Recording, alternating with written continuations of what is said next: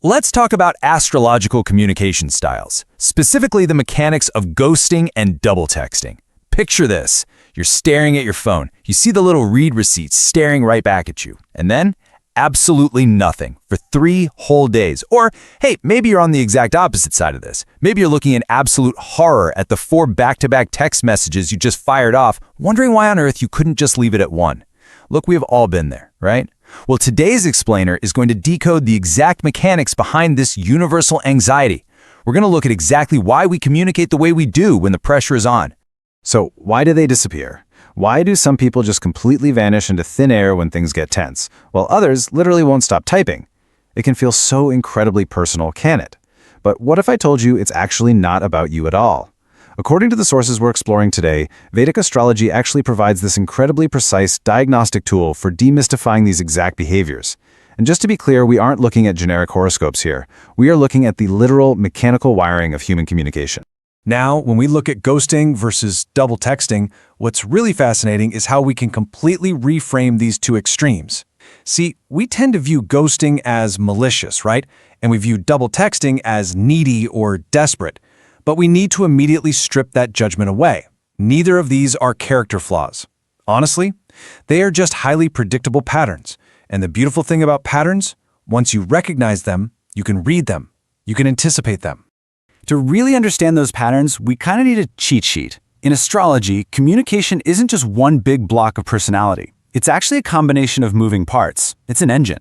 Take Mercury, for example.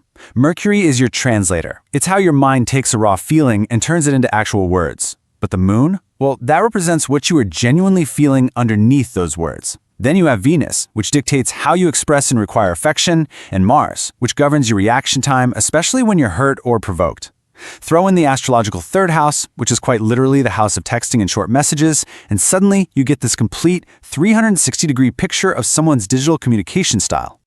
Understanding all those moving parts brings us to our first major archetype, the withdrawer. When someone ghosts, they are usually just adopting a protection strategy. I mean, think about it. When a person feels overwhelmed, emotionally exposed, or just fundamentally out of control of a situation, what's the absolute fastest way to hit the brakes and regain control?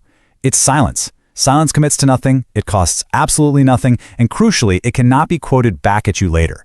Our source notes that signs heavily influenced by Saturn, fixed energy, or those deeply private water natures, they instinctively reach for this shield first.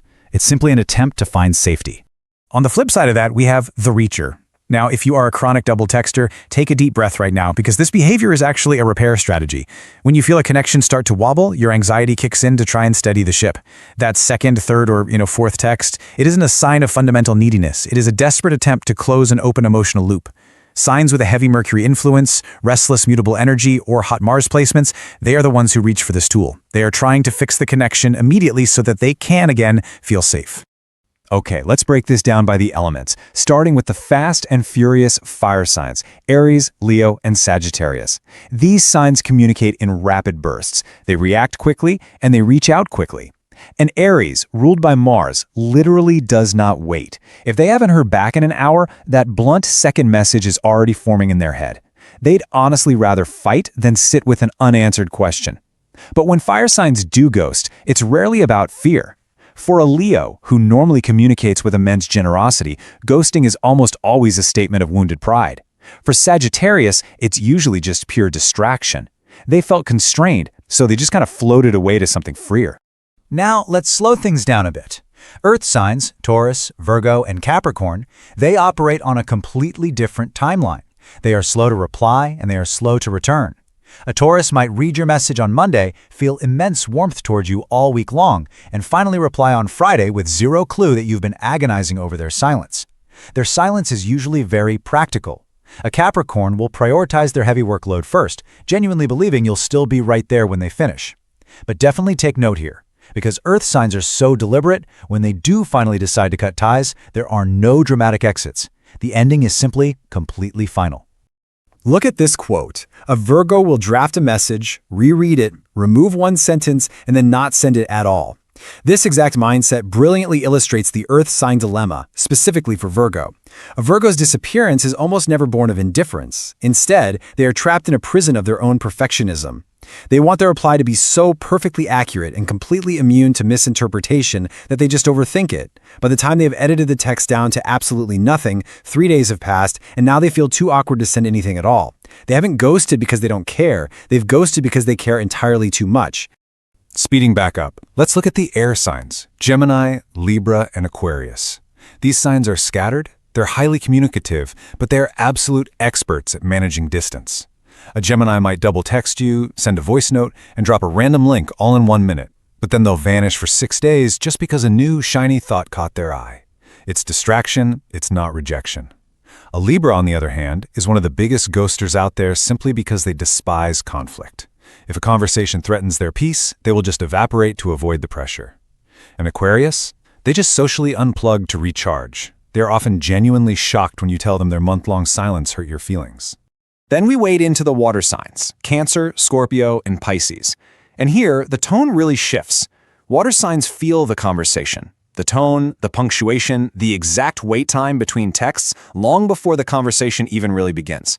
When a water sign goes silent, it is the loudest silence in the entire zodiac. It is heavy. A Cancer retreats into their shell because they felt something acutely and they need to protect their softest parts while they process it.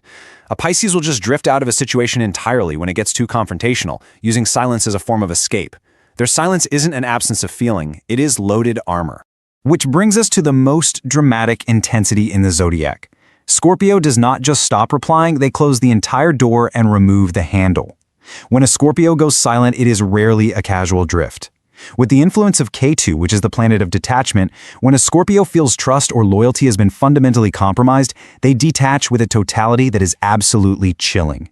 They will quietly observe you, make their decision, and then wipe the slate completely clean. No looking back. Okay, so you've just heard all of that. You're probably analyzing all your past texts, and you might be thinking, wait a second, I'm an Aries, but I ghost like a Virgo. Well, here is the massive plot twist of this whole explainer. Your sun sign is not the answer.